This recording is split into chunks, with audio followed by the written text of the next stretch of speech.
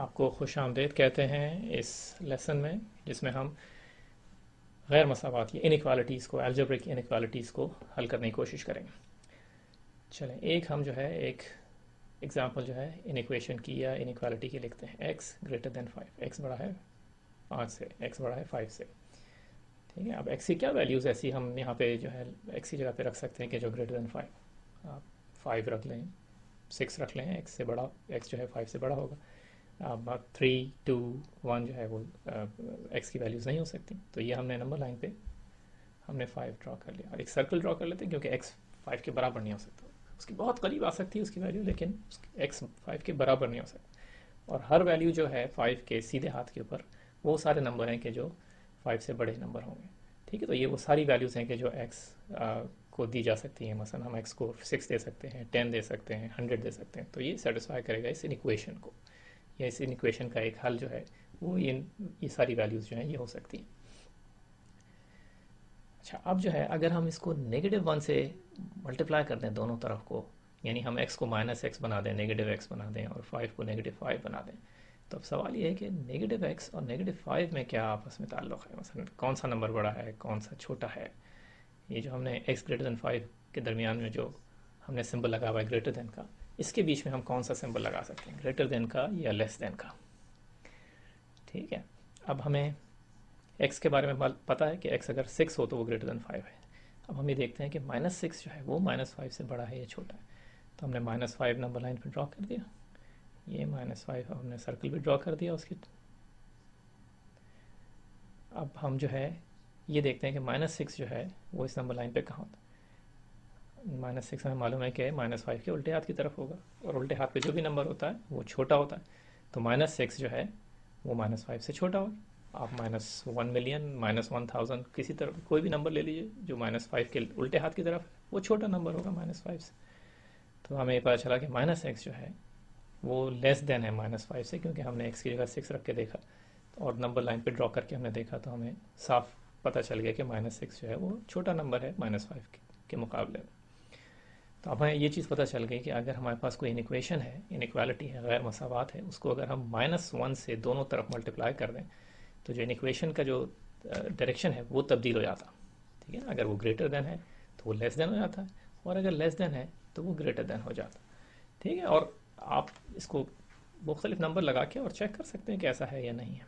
चलें, एक और इक्वेशन जो है ये इनइक्वालिटी देखते हैं। 3x + 2 इज़ लेस देन और equal to, so less than भी है और इक्वल टू, दोनों हम जो है इस सिंबल यूज़ कर रहे हैं, लेस देन इक्वल टू 1। तो हम जो है यहाँ से +2 को यहाँ से इससे जान छुड़ाने के लिए +2 -2 करके इससे हम जान छुड़ा लेते हैं, लेकिन क्योंकि हमने -2 उल्टे हाथ पे किया है तो -2 जो है वो सीधे हाथ पे भी, तो हमें -1 मिलेगा। ठीक है, तो 3x less than equal to -1 हो गया। जब भी कोई चीज़ हम ऐड या सब्ट्रैक्ट करते हैं तो इनइक्वालिटी का जो डायरेक्शन है, रुख जो है वो बिल्कुल अपनी वैसे ही रहता है। तो अब देखें, हमने 3 से डिवाइड कर दिया, दोनों तरफ को डिवाइड किया पॉजिटिव नंबर से, तब भी जो इनइक्वेशन का जो सिंबल है उस पर कोई असर नहीं पड़ा। लेस देन इक्वल टू था, लेस देन और इक्वल टू ही रहेगा, तो x की वैल्यू जो है वो लेस देन इक्वल टू -1/3 निकल आई, क्योंकि हमने 3 से दोनों तरफ डिवाइड कर दिया। ठीक है, हम चाहें तो 1 जो है जो सीधे हाथ पे पहले उससे जान छुड़ा सकते हैं, और ये हमने -1 कर दिया दोनों तरफ, तो 3x + 1 less than equal to 0 हो गया।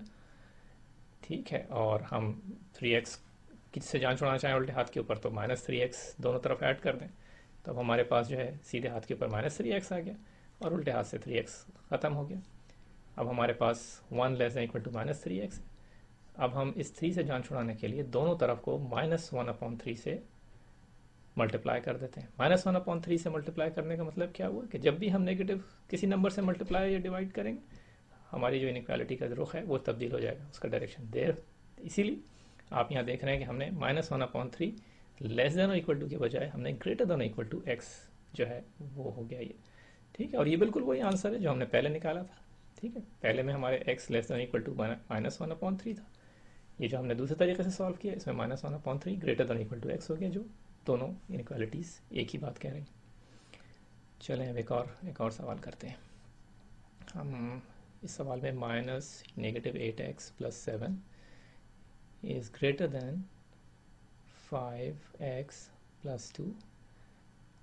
ठीक है, ये हमारे पास एक इक्वेशन है और इसमें हम वही मेथड यूज़ करेंगे जो हम पहले इक्वेशंस के साथ करते रहे, कि हम जो है वो 5x से जान छुड़ा लेते हैं सीधे हाथ की तरफ।